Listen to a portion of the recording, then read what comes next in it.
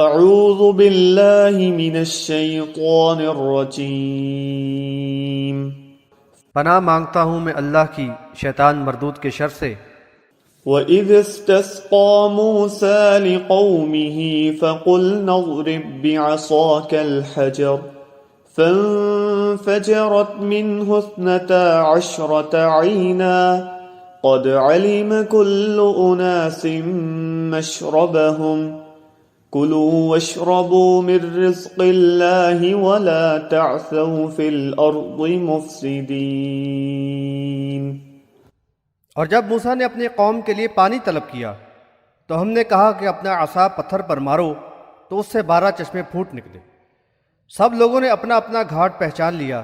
ان کو بتا دیا گیا کہ اللہ کا دیا ہوا رزق کھاؤ پیو اور زمین میں فساد نہ پھیلاتے پھرو۔ حاشیہ نمبر 61۔ قوم یہود پر اللہ تعالیٰ کی متواتر نوازشات اور اس کے جواب میں ان کی مسلسل ناشکری اور نافرمانی کے بے شمار واقعات میں سے چند بطور نمونہ پیش کیے گئے ہیں۔ وادی سینا کے بے آب و گیا صحرا میں ابر کا سایہ، پانی کے چشمے، بغیر محنت و مشقت بہترین غذا کی فراہمی، بلا شبہ اس میں سچے اور مخلص ایمان والوں کے لیے شکر گزاری کا بہت سامان تھا۔ وَإِذْ قُلْتُمْ يَا مُوسَىٰ لَن نَّصْبِرَ عَلَىٰ طَعَامٍ وَاحِدٍ فَادْعُ لَنَا رَبَّكَ يُخْرِجْ لَنَا مِمَّا تُنبِتُ الْأَرْضُ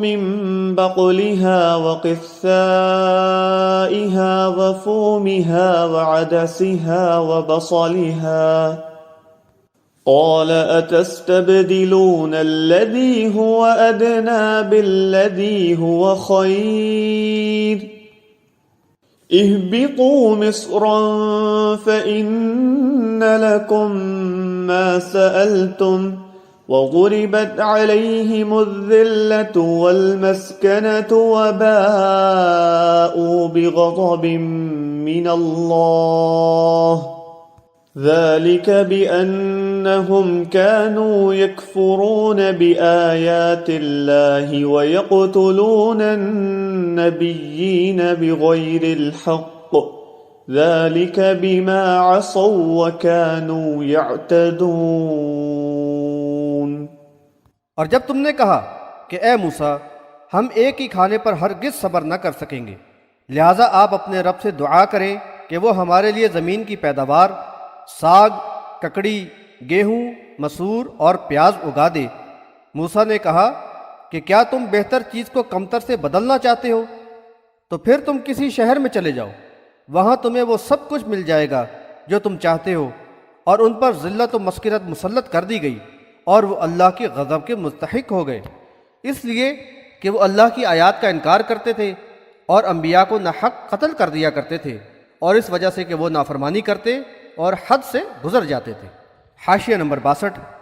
اگر بنی اسرائیل اللہ تعالیٰ کی نعمتوں کے قدردان ہوتے تو اس موقع کو انتہائی غنیمت جان کر وقت اور توانائیوں کو اپنے رب کی عبادت، تزکیہ نفس اور انفرادی و اجتماعی تربیت کے اہم کام میں لگاتے، تو پھر اللہ کی تائید و توفیق ان کے شامل حال ہوتی اور اس سادہ طرز زندگی اور صحرائی ماحول میں ایک انتہائی جفاکش، قوی اور منظم و باوقار قوم کی حیثیت سے ابھرتے اور اللہ کے عطا کردہ منصب کا اپنے آپ کو اہل ثابت کر سکتے تھے۔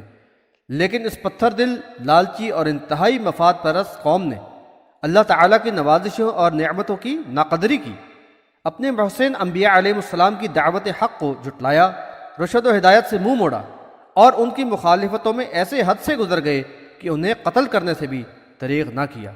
بالآخر ان کی سرکشی پر اللہ تعالیٰ کا قہر و غضب بھڑکا اور ذلت و خواری ان کا مقدر بنی۔ در حقیقت وہ اسی کے مستحق تھے۔ تاریخ کے ان اوراق میں آنکھیں کھلی رکھنے والوں کے لیے نصیحت و عبرت کا سامان ہے۔ جب قوم یہود کفران نعمت اور نافرمانی کی روش اپنا کر قہر الہی کی حقدار ٹھہری، تو آج یہ ایمان کے دعوے دار ایسے ہی طرز عمل کو اپنا کر اللہ تعالیٰ کے رحم و کرم کے حقدار کیسے ہو سکتے ہیں؟